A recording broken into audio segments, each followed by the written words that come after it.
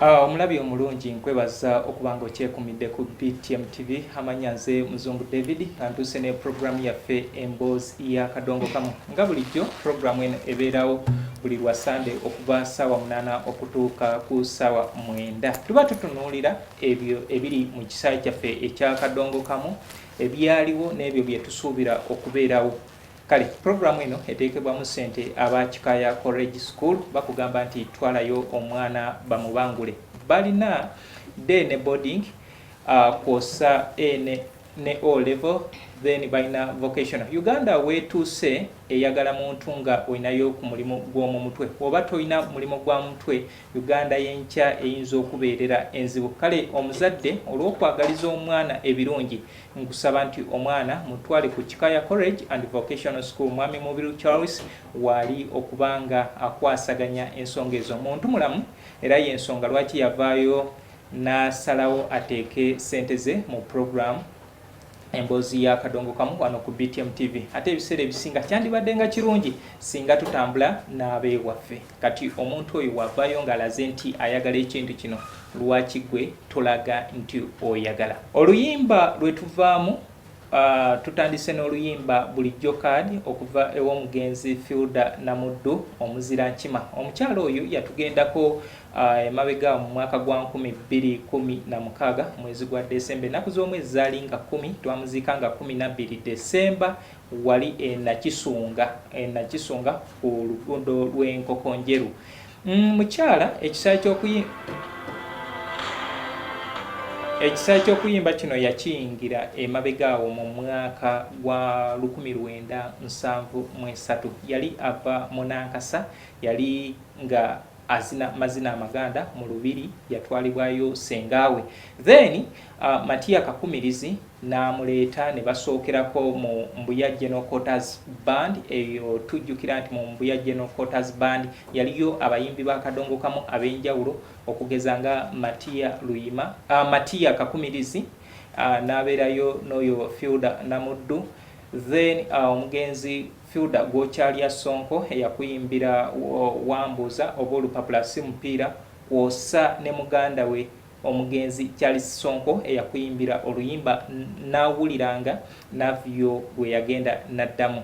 Oluyimba olwo bulijjo kaadi lugezaako kutusikiriza oba kutwagazisa baagalwa baffe ti at least tutambulirenga wamu omwami n'omukyala. Naye ebiseera ebisinga we bayita Muzungu David ate osanga oweewe naye ayitidde eri n'oli ayitidde eri. Kale ekyo ekintu tekyandibadde kirungi. Omugenzi Fielder Namuddu byagezaako okutugamba mu luyimba olwo. Ndina nno naye akagamba akapya kenjizeemu, nze mbadde simanyi self service kye kitegeeza mu Luganda, naye nti ye mutooleko, buli omugenda otooleko akako. Kale onaku olwaleero ndi wa mukisa nti ndina omugenyi gwe tugenda okutambula naye mpola mpola nga wetunyumyamu ekisaawe kino nga bwe tukiraba butya we twandisuubidde kitambule n'ensonga ezigwa mu koweeri. Okyali ku BTM TV program emboozi ya kadongo kamu. Amaz Closet ffe tukyasinza okutuusaako ebyambalo eby'omulembe okuva China omuli zi tops, skirt, office pants, legging n'ebirala bingi. Tusangibwa ku Ham Shopping Grounds, Block D mu room 252 ne 099 okumpi n'ekizimbe ekya Jesco Beauty Center opposite Total Business. Olaba Block D wetandikira, kati yambuka amadaala edduuka ly'osookerako ku kkono lye lya Amaz Closet. Tutunda ekimu n'okusuubuza. Tukubire ku 0701 93 83 16 oba 0762 89 82 01. Amaz Closet, where fashion meets you. New Subs Fashions tukutuusaako ebiteeteeyi kw'ossa abaya, engatto, ensawo z'abakyala, jackets, jeans n'ebirala. Tusangibwa ku Wilson Street ku kizimbe ekya Sunset Arcade ground floor shop number 2. Okututuukako va ku Pioneer Mall, otambule nga dda ku Arua Park, yisa ekizimbe ekya Wilson 1 oyite ku Health Link Pharmacy. Kati awo weekoma yambuka amadaala gakuyingize ku Sunset Arcade. Awo ng'otutuuseeko. Engoye zaffe tuzijja China, Egypt, Vietnam n'amawanga amalala. Omukyala omwambazi omulungi ayambala naffe. Yino Chikaya College School. Essomero eryegulidde erinnya mu kusomesa abaana ate ne bayita. Ssomero lya ddene boarding. Mix y'abawala n'abalenzi. Senior 1 paka senior 6. Balina library, science, kone computer labs byonna bijjudde. Balina arts ne science subjects, co-curricular activities. Kone section y'ebyemikono, omuli okusiba enviiri, okukanika n'ebirala ebigwa mu kkowe eryo. Omwana n'ava ku ssomero lino ng'ali self-contained. Kyewuunyisa. Ensimbi zaabwe ze zijja mu nsawo ya buli muzadde. Basange Chikaya Bulenga Mityana Road. Okumanya ebisingawo noti 757 mukaganya emwemu 57. B is a hotel and bar. Tusangibwa Nsago ku lw'Ennakawuka. Ku lw'empeereza ennungi tukola essaawa 24. Tulina ebifo ebisulwamu nga biyonjo, ebiddaabirizibwa buli kadde, ebyemizannyo ng'okulaga omupiira, okuzannya pool n'ebirala. Ebbaala ejjudde obulungi, emmere ekutuukako mangu, paakingi nnungi ate nga security eri gguluggulo. Okubuukinga n'okumanya ebisingawo kuba ku 070 79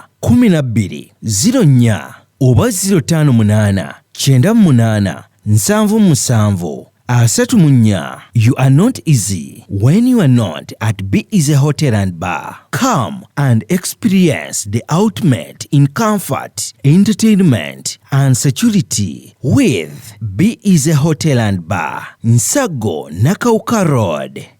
Plan B Records ye studio yokka ekuwa ekiri ku mulembe. Oyagala ku recordinga luyimba ku Plan B Records. Tu recordinga nyimba ez'ekika kyonna nga raga, reggae, kadongo kamu, afrobeat, band music n'ebika bya music byonna eby'enjawulo. Era tukozesa ba producer abalina obukugu. Kati gwalina essomero, kwaya, naawe omuyimbise kinoomu. Jangu tukolere oluyimba oluli ku mutindo ku miwendo egy'okuteesa. Plan B Records.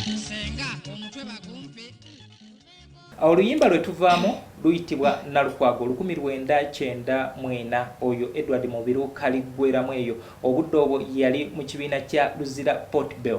Luzira Portbell kyali kikulirwa omugenzi Chief Kabugo. So no Chief Kabugo aliwo omuyimbi nedda. Ono Chief Kabugo yali ye ng'anyumirwa ndongo n'atandikawo ekibiina eyeruzira. So ng'ekyo ekibiina era kyayitamu abayimbi nga Salongo Deogrosia Sebuguzi naye yaliyoko wadda naye yakolerayo kati n'oyo Edward Mubiru. Naye lino erinnya lya Kaligweramu eyo we Lutambi olwamuleeta baali baluyita Kaligweramu eyo. Kati ye n'agamba ekinajja kye kinajja 1994. Ku Lutambi Kaligweramu eyo kwe kwafulumira oluyimba Nalukwago posa n'ennyimba endala mpitirivu. Nalukwago ekitundu ekisooka kirina ebitundu ebirala ebikigoberera, kirina ebitundu 6 ng'ekitundu ky'omukaaga ekyo yakiyimba n'omugenzi Night Nantabazi muwala wa ssenga w'abaana Rosette Nakubulwa. Then ekitundu ekyokutaano mwemo omuzzukulu mwe yakubira embaga. Ekitundu ekyokuna omwana muwala oyo yatuuka nga asomera ku ssomero ly'Entebe eyo n'ali abaana. Then ekitundu ekyokusatu mwalimu Katose kandi Wilson Kwita, Edward Mubiru ne mukyala we. So bwe tutyo we tugezezaako okubatemera oluyimba olwo. Era ndowooza mu nnyimba za Kadongo Kamu ezabaddewo lwe lumu ku luyimba olusinga obuganzi olwa Katemba Alulimu. Naye ng'ebintu ebyo yali true story. True story, embeera eyo yamutuukako mu bitundu by'e Buddu e Kabonera. Baali bagenze kuyimba nga bali ne ba Entebbe Gita Singers gye yasisinkanira omwana ow'ekisa eyali asazeewo amujje mu bulamu bw'ensi nga bamulya bifi ku bifi. Part 2 yo bazimba nzimbe olwo oluvannyuma n'agenda bw'atyo. So oyo Edward Mubiru Kaligweramu eyo. Kati ndina omugenyi wange gwe tugenda okubanga tunyumyamu naye. Okay, kale abalabi ba BTM TV program Emboozi ya Kadongo Kamu. Omugenyi waffe wuno mulina Harriet Birungi abawangalidde ku mitimbagano ndowooza mumutegeera era tuzze tukola emirimu gino okumala ebbanga. Ndi wa mukisa nti musisinkanye. Mukyala Harriet Birungi nsaba obuuzeeko ku balabi ba BTM TV program Emboozi ya Kadongo Kamu. Nsanyusa okunkyazaako wano David. Abalabi ba BTM TV nsanyusa okubaako nammwe wano. Okay, kale kirungi. Program nga wogiwulira nti emboozi ya kadongo kamu eba ejjudde tunyumya bunyumya mboozi. Mukyala Harriet wembasa erimbye obudde buno neekakasa nti gw'omu ku bakutte omumuli gwa kadongo kamu naddala ku mitimbagano kubanga ensi egenze ekyuka. Radio zaafuuka za busere ne TV ate tetubanenya bali mu business kati nevayo abantu ebiwayi ebyavayo ne bitandiika okubeera nga bikolera ku mitimbagano okugeza nganze Harriet tugenda tunuulira ekisaayi kya kadongo kamu nga bwe kitambula bw'okiraba. Ku lwokuna twalabye abasajja ba Kamuta Kadongo Kamu Music Theatre Associations nga balonda obukulembeze bwabwe so nga emabega eri twalaba abakomau abakulemberwa Lord Fred Sebata nabo balonda obukulembeze bwabwe oluvannyuma olw'okweyawula ku kiwayi kya DJ Kikofire ekya Kamuta. So wenjagadde tutunuulire bye twalabye oba bye walabye ekisaawe okirabawa wekigenda singa tuba tutambula bwe tuti. Harriet, ekintu kya bakulu bano okwekutula ne bakola ebiwayi gwe okiraba otya? David nga bw'ogambye tuvudde walanga tulwana okulaba kadongo kamu gadda ku ntiko. Manyi owulira obulumi manyi oba tekyogedde wano ku mpewo owulira obulumi ng'olaba kye tulwanirira tebeekutulamu kubanga kyemanyi tekiyinza kubeera ku ntiko nga temukolagana oba nga temukwatagana tekisoboka. Ngambe nti we beeyawula baakolamu embeera y'obukyayi nga Kamau tekwatagana ne Kamuta oba baayawula bibiina naye emirimu ne gisigala nga gye gimu nga bakolagana mirimu. Teri bibinja biyinza kweyawula ne bisigala nga bikolaganira wamu tekisoboka. Ekyo olaba kiraba kisoboka. Tomanya kubanga nze ntunuulirako eri emabega ebibiina bino byajjangera nga byeyawula si gwe busoose nga bakola oli n'akola ekikye naye nga basigalanga bakola ki bakommunicatinga. David ona kyotategedde tebeeyawulanga mu bukulembeze babanga na bibiina okitegedde nti Matendo okulabako Kabuladda wabula Namigga eya mwami wa Lukaga tebaayawulanga mu bukulembeze kyenga muntegedda nti biri gwabanga mulimu bino babanga abeesazeemu ebibinja kyenga mubo ntegeera nti fe abalumirirwa kadongo kamu era baagala omulaba nga ali ku ntikko kyetulwanirira mu bufunze okulaba kadongo kamu ng'ali ku ntikko tulinga abeekooya. Lwaki ebibinja bino ebize nga beeyawula kitwale buli kibinja kiba kirwanyisa kinnaakyo era buli kibinja kiba kiraba nti kitekisobola oba tugambe nti emabega eyo eri ekibalwanyisa okubanga batuuka ku mbeera ey'okubanga buli omu asalawo akole kino n'oli akole ekikye. Muzungu sinabanze kugamba nti oba balwana point yange anti buli weweekutula nga temukanyiza tewaliwo dialogue ekitegeeza kuba kulwana muba mulwanagana. Kigambo bakinenemu amayimba wanya ekitiibwa abayimbi bakadongo kamu bazeeyi baffe kati nti okozesa okulwanagana no si kulwanagana kuno okwebigonde naye okwerwanyisa nakyo bakinenemu kati kyekifunzafunza nyambo nsinga Oluganda olugumu kati tukoze kigambo ki ekibalekera bonna ebitiibwa byabwe kubanga abazeeyi baffe kwawe ngamba okwerwanyisa nakyo mbandabanga babajjeko ebitiibwa byabwe. Buli weweekutula ne weekutula ku muntu ebiseera ebisinga ogenda n'otandika nti bino ebiruubirirwa bye mwali eno mutandiika buli omu nga temukyabitambuza buli omu atambuza kike so kyekyo kyenkubuuziza n'obuteewa kitiibwa nti ono ali mu kino ekibiina kya eno tasobola kukkiriza nti oli asobola nti kyendabyemu mu kyo bagenda ebitiibwa okumanya nti ono mukulu ono muto kigenda kubanga tekikyaliwo. Lwaki era kituufu kulinga kwerwanyisa ne bwe ngano kyatula kubanga mbawe ekitiibwa n'ekigambo kubanga kwerwanyisa. Kale gwe omulabi wa BTM TV program emboozi ya kadongo kamu Chikaya College and Vocational School be batuteekamu ssente basangibwa ali ku 7 ku Lwebule enga that's Mityana Road Bulenga we basangibwa. Mukyala Harriet ono ayina ekintu kyagezaako okukugirayo oba oli awo oyinza okuba nga tewakimanya. Emabegaawo tulabye wabaddewo Mzee Fred Sebata n'ekimu ku banywanyi be bagenda ne bakola ekibiina kya Kamau then nga bava ene wa DJ Kikofira. Kati kyetugezaako okulaba kyagezaako okulaga nti abantu abaali batambulira awamu okuba nga batuuse nga buli omu akola kiki ekintu kyagezaako okugira. Then era awo wennyini ngenda kubuuza Harriet, omanyi ye mu kadongo kamu oba oli awo ayina obudde kati bungi nnyo n'okunsingako.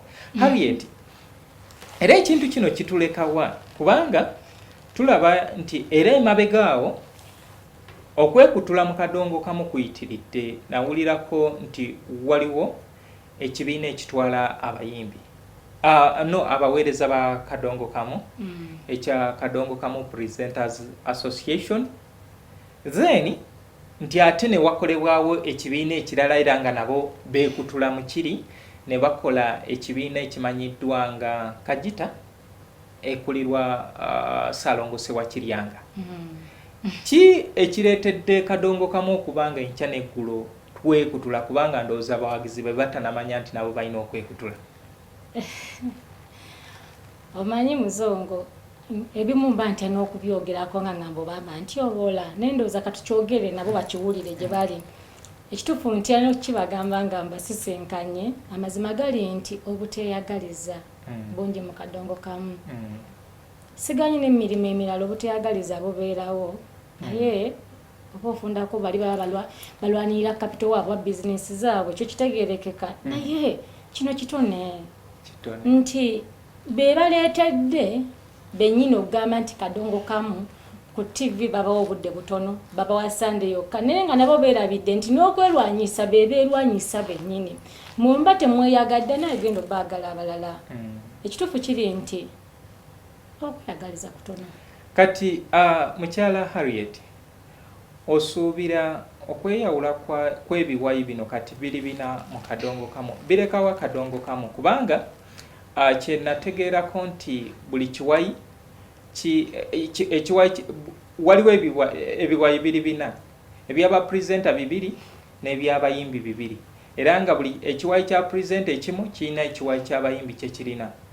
Ekintu ekyo kitwala wa music era omuntu agoberera kadongo kamu oba alumirirwa kadongo kamu gwe olaba nga tugenda kufundiikirira wa? Tekirina kye kitwala kadongo kamu maaso wabula gamba tekigenda kukomyawo kadongo kamu okubeera ku ntikko. Ate nga kadongo kamu nsubira z'ennyimba ezizimba era eziwulirizibwa n'obaako kyojjamu oba okitegeera.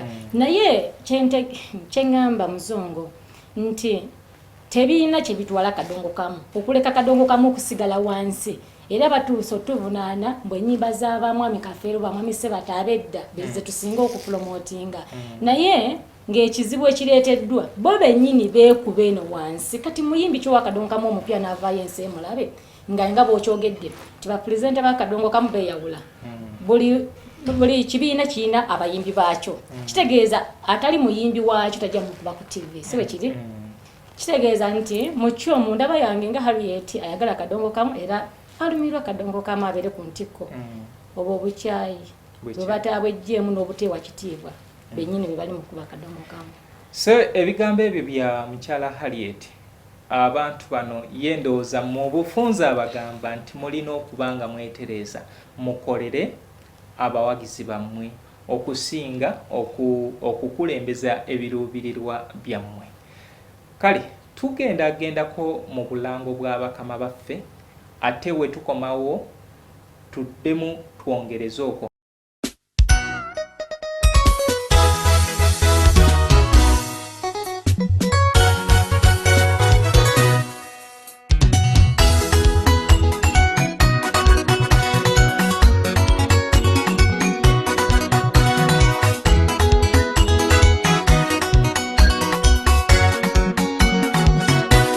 ensena mufunza akasite kukwata emanyi okusabula ate mpolampola n'oggwamu amagezi n'osiiga za bodeno nga naye omutima ogwo omutonzi yagutwala olinga omukebe nze nange gwolaba ntambuza bodeno nga naye obwongo buganya okundaga kyendifuna mu maaso kati olumbe luuluno lwakutte kitanga atalina tabbuyi ganezimuyamba asizina yeka abasawo bagambye ku mutima gwe kuliko ekizimba bukasita kimwabika ng'entaana esimibwa baŋŋambye okugikaza kyekyokka ekisobola okumuyamba ne basabirawo miliyoni 5 taata wange nga nnumye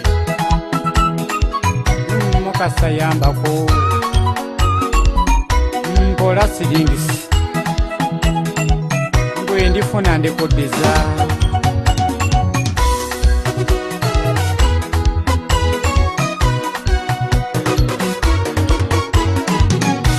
tozuza munnako ekintu ky'okuyamba sijja kikola okuva kasule ku kyeyandaga nenyiwa emikwano namuwanga sente ne ku maama weebwe yali omulwadde nenzijanjaba lwakuba ekibi yafa nga byonna mbikola nyambajjako boogwe sirina ku kasaayi kyokka okuneebaza nanzibira emmotoka kasule nkulabula lwe luli kyande ŋŋende eka mu kyalo luli kimanya ate seene kaluba wadde akaseera weerowooze yanguwa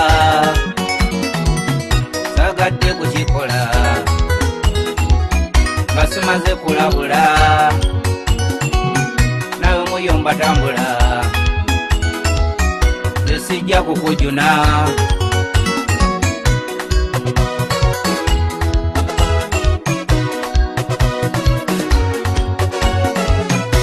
Seruganda yambako taata nzaala namulesa fujja ebitole by'omusaayi mpulira ntidde era nze gwolaba naakategeera akaddusa omutwe guno ndikiwuduwudu lwakuba ondaba wano mulese nga bagamba mbuno taasuleebwa bulwa muyamba kwe kujjamu akasonyambise ku ssente mpola ndikuddiza nyamba omulwadde omuzadde ng'aluma ate kituufu taddawo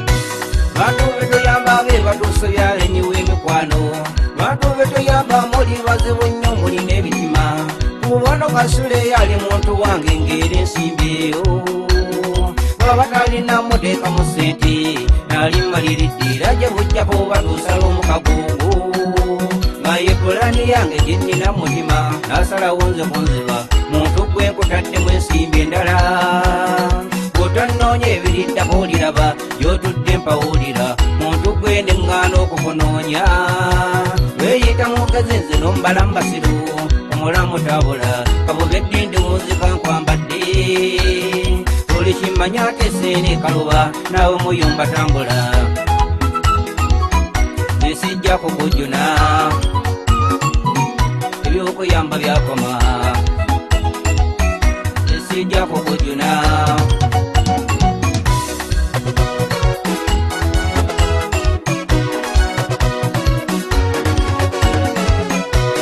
kasatongo baana ndikuusa byobiteekemu okunyamba kandayire ekitanga atuula ebubaya nakugambe tambula ebyo byokaba tebingasa nnenyiwadda era omala biseera sijja kujuna koma kunze wakiryota sekitanga eba muwonya omutima ogwo alema okunfaako yanzaala okimanyi nakugambe tambula oyo taata wowe abeera afudde bika byakutetenkanya ebyekeeso jjigula kantandika okumubika kyawedde eddakonda z'omutima ogwo mwokeere bukeezi n'olwenkyo okusima byakitange bwe bityo era okyaliwo omuntu gwe nze atalina siringisi obusaka wange ndi banka tandise okumubika kyawedde eddakonda z'omutima ogwo genda abakumusumbuwa bukeezi n'olwenkyo okusima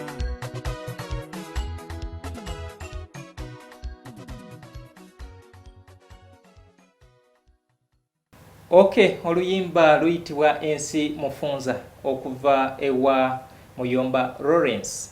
Muyomba Lawrence ne muganda we Omunigeria Muwonge. Abaana abo bebuwaya bazirangabi. Bagezezaako okubanga batambuza omulimo guno. Muyomba Lawrence oyinza okumujjukirira ku luyimba nga Akatutuyana. Then ono Munigeria Muwonge ayina oluyimba ndowooza abasinga lwe basinga ogoberera Salongo w'embwa, ayina Katamiira, Kibuto yeeleze. Then Mutujjeko Eŋŋambo ayina oluyimba Akatabo. Akatabo kati lwe luyimba oluli mu kutambula era nsuubira omukyalo ono ajja kubeera musaale nnyo. Mukyala Harriet, tubadde n'okulonda ku lunaku lw'okuna luno oluwedde ku Sekawa Motero Kibuye. Tulabye abantu bangi DJ Kikofiira ndowooza ennyiriri zagenze nga zikyuka kata zifulume ne mu gate. Naye simanyi banne be yabadde nabo oba bo tebaakunga bulungi. Abo boolaba be bantu abaali nga bawagira DJ Kikofiira era ne bamuweesa obuwanguzi. Mulimu abayitamu Ano Post okugeza nga Salongo George William Kyagulanyi, ku bwa secretary mwalimu Njuba Jamil vice president, ne bubeeramu Sala Madrin Nabukera oyo omwogezi wa Kamuta. Naye waliwo ekintu Harriet ekyankwata omubabiro era twalaba abayimbi baffe ababaddewo mu nsiike eno bangi baakubwa ekigo nga bakubwa abaana abaakajja betwandiise ba upcoming. That's a bad word mu kisaayi ky'okuyimba omuntu okumuyita upcoming.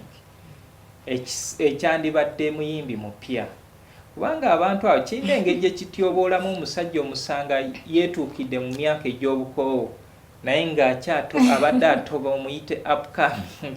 Abamu kibanyiiza. Kale abayimbi abapya nzijjukira waliwo abantu ba mirundi ng'esatu akalulu akaasinga okutunyumira.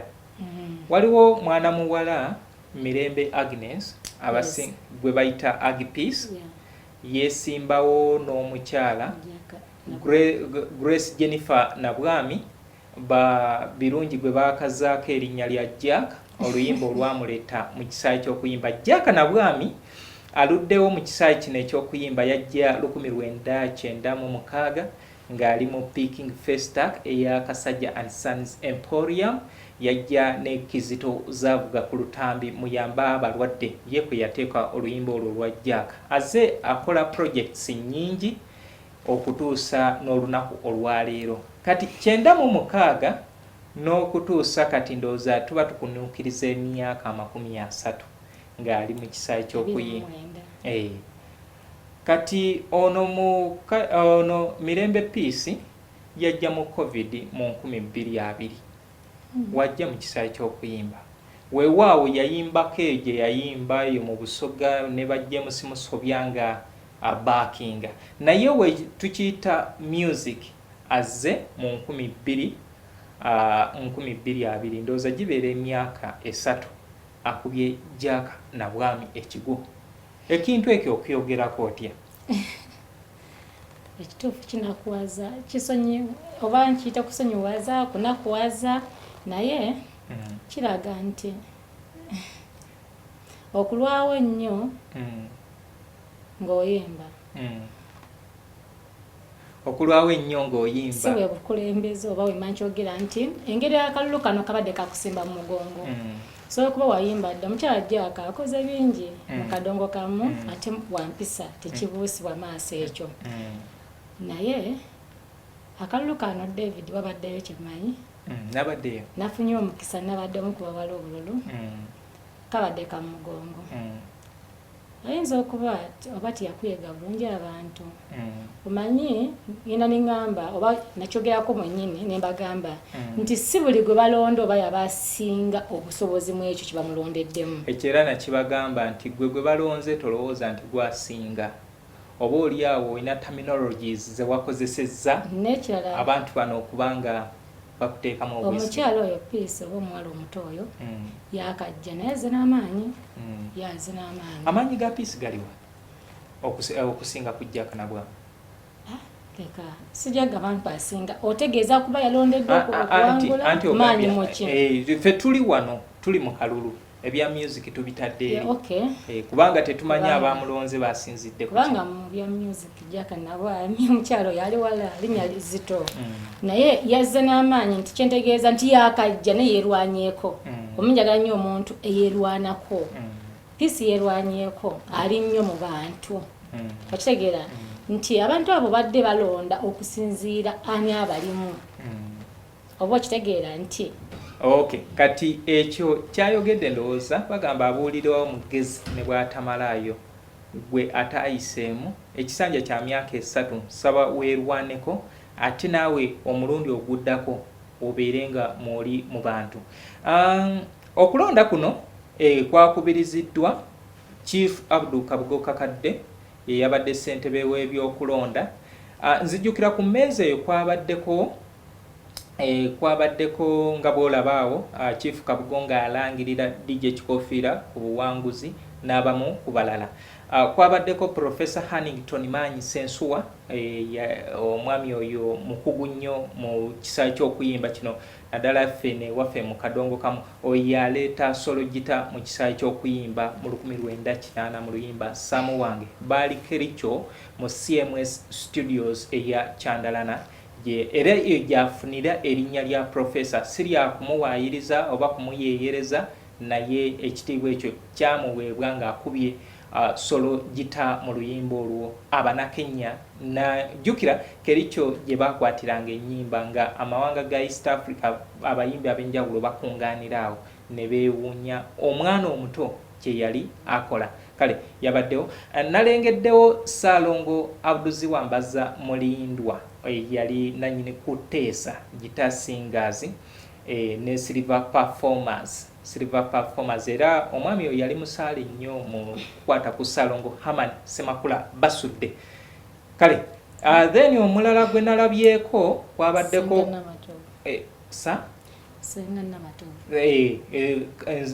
Mama Catherine Namatovu muto wa Vincent Muwonge.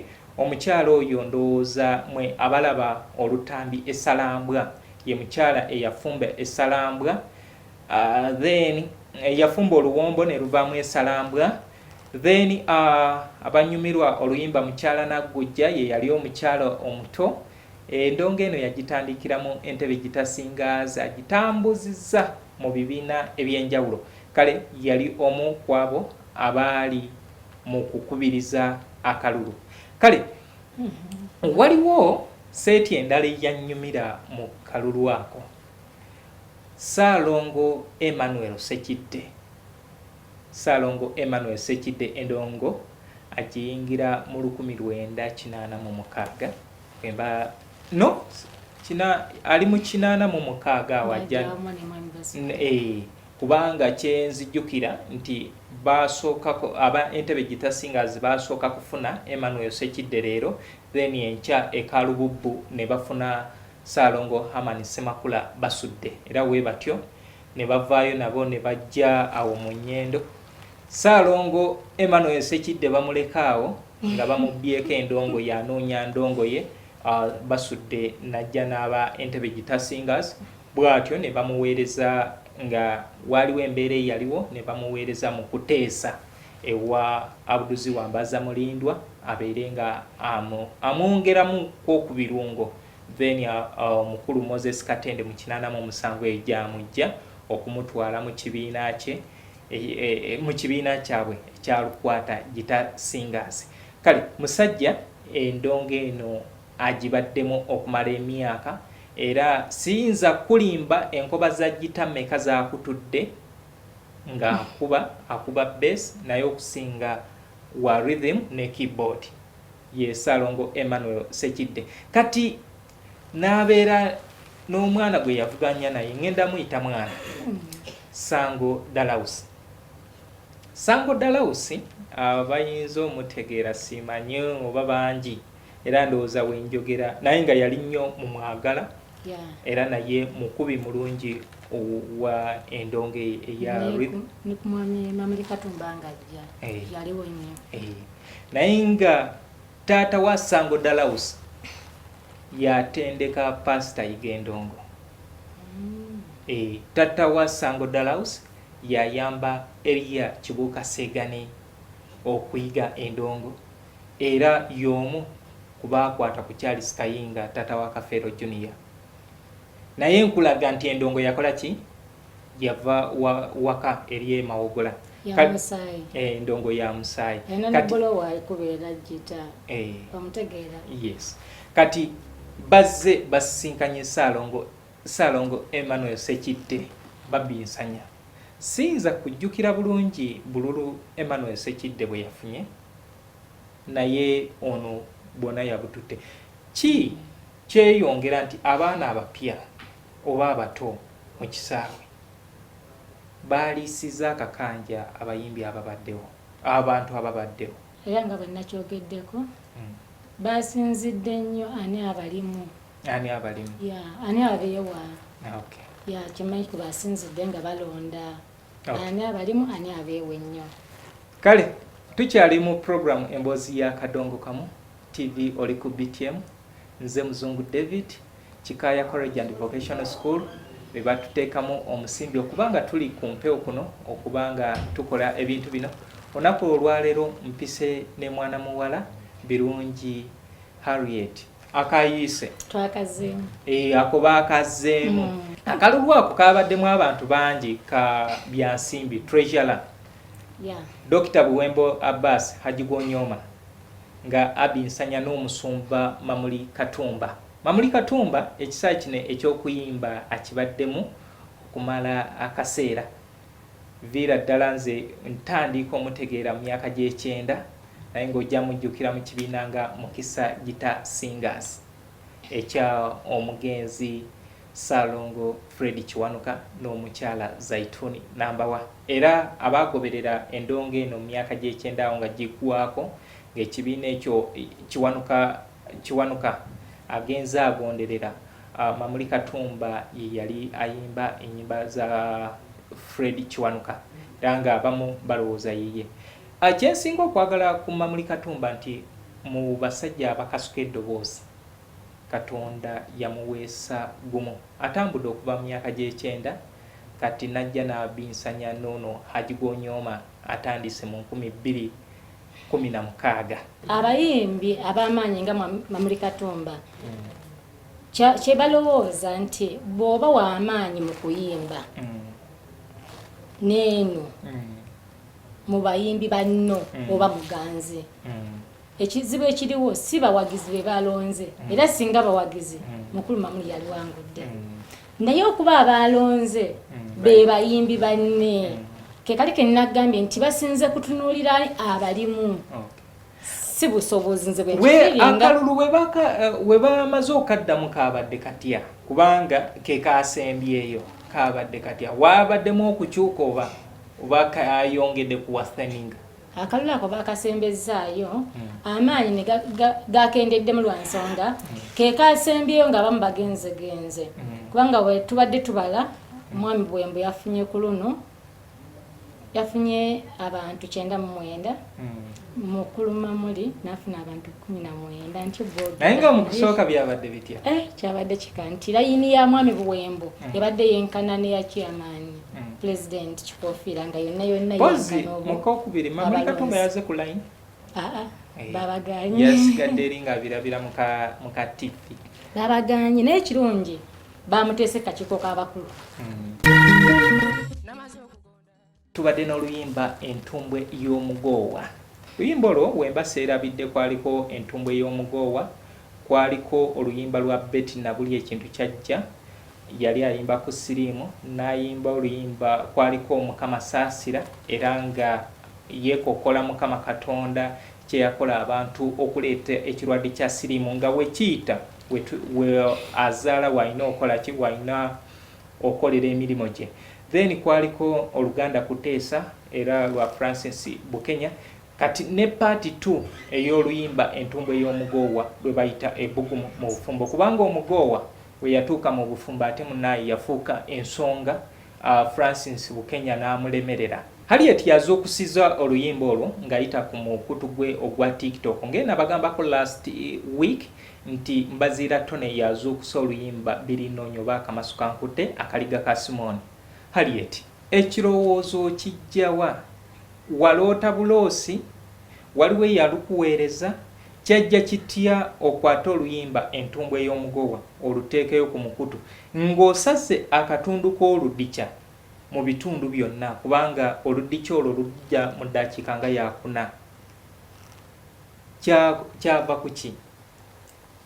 Mukulu David siroka lwenza okusiza ennyimba nnyingi naye sofa oluyimba lwo olusinza okutrendinga Entumbwe y'Omugowa bwe mba nteekayo bwe mba nsala content wange noonya kiki ekiriko kati kiki kye bajja otegeera mangu ab'omulembe guno nsinziira nnyo bwe mba mpuliriza n'empuliriza ngamba wano wali omulamu wensalira ebiseera ebisinga teri yalumpeereza nga bumanyi nze ngena ningamba abantu nti mukadongo kamu gweka gwe ntya era bambuuza nti ani asinga otegeera akadongo kamu asinga ku Harriet manyi Muzungu David. Lwaki ontya? Oli muvumbuzi nnyo bantenda okuvumbula kyemmanyi n'abayimba kadongo kamu bennyini wadde abakulu bakitafu baba mama bafa bamuyimba teri ali ku level gy'ovumbula ku kadongo kamu n'okunoonyerezaako asikyakola research yankola wabula yamukola ebyaddala kati nga nvudde ku ggwe manyi teri adi Harriet manyi nnyo kadongo kamu okimanyi nti bulimba wa kadongo kamu lundi mutwe tolako obutuuzi nenga kati ndeete ki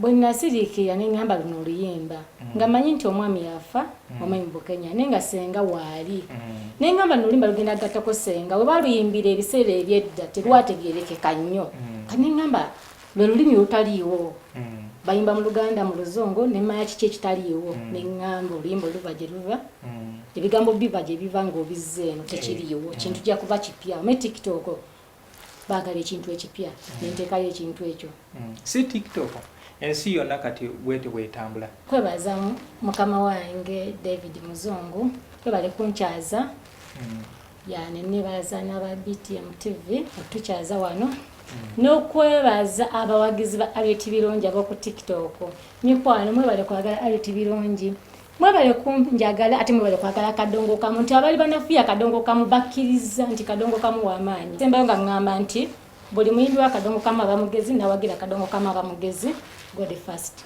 Okay, kale bantu bange ebyo byebigambo bya mukyala Harriet Birungi. Onako olwaleero tutunuulidde ebibaddewo mu kisaayi kya kadongo kamu okulonda tukubye ennyimba nnyingi nkutegeeza nti programu eno buli lwa Sunday sawa 8 okutuuka ku 9 Kikaya College School yeteekamu telefina ebeera BTM Swing Love abeerayo musadda munange weere ayaidde tukola milimo basoga banange mwena abaliyo mbalamuyisa muganda wange Lulese Bonza Massachusetts nkutumiddeko nti munange weebale oyo no y'omu ku ba directors mu Kadongo Kamu Heritage Center mwami Mubiru Charles weebale nnyo weebalire ddala Katende Derrick okuva South Africa Salongo Kalungi Isa Baka Japan weebale nnyo weebalire ddala ab'emboozi ya Kadongo Kamu abagoberera Muzungu David Kadongo Kamu music analyst n'abagazi ba Kadongo Kamu mwina mbebaza tino olunaku olwa Sunday olujja nsaba tubeerewo olwo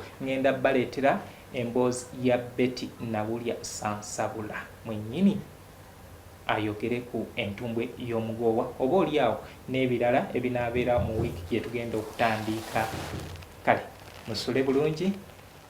Ama's Closet ffe tukyasinza okutuusako ebyambalo eby'omulembe okuva e China omuli zi tops skirt, office pants, legging n'ebirala bingi tusangibwa ku Ham Shopping Grounds, Block D mu room 252 ne 099 okumpi n'ekizimbe ekya Jesco Beauty Center opposite Total Business. Olaba Block D wetandikira kati yambuka amadaala edduuka ly'osookerako ku kkono lyerya Ama's Closet. Tutunda ekimu n'okusuubuza. Tukubire ku 0701 93 83 16 oba 0762 89 82 01. Ama's Closet, where fashion meets you.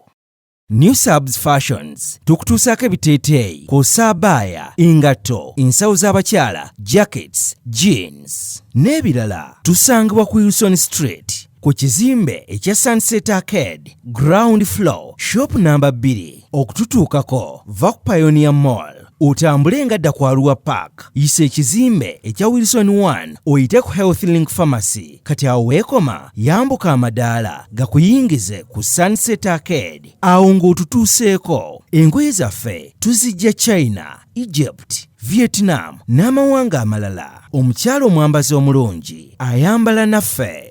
Yino Chikaya College School, essomero eryegulidde erinnya mu kusomesa abaana ate ne bayita. Ssomero lya Dene Boarding, mix y'abawala n'abalenzi, senior 1 paka senior 6. Balina library, science, kone computer labs, byonna bijjudde. Balina arts ne science subjects, co-curricular activities, kone section y'ebyemikono, omuli okusiba enviiri, okukanika n'ebirala ebigwa mu kkowe eryo. Omwana n'ava ku ssomero lino ng'ali self-contained. Kyewuunyisa, ensimbi zaabwe ze zijja mu nsawo ya buli muzadde. Basange Chikaya Bulenga Mityana Road. Okumanya ebisingawo noti 757 mukaganya emwemu 57. B is a hotel and bar. Tusangibwa Nsago ku lw'Ennakawuka. Ku lw'empeereza ennungi tukola essaawa 24. Tulina ebifo ebisulwamu nga biyonjo, ebiddaabirizibwa buli kadde, ebyemizannyo ng'okulaga omupiira, okuzannya pool n'ebirala. Ebbaala ejjudde obulungi, emmere ekutuukako mangu, paakingi nnungi ate nga security eri gguluggulo. Okubuukinga n'okumanya ebisingawo kuba ku 0790 79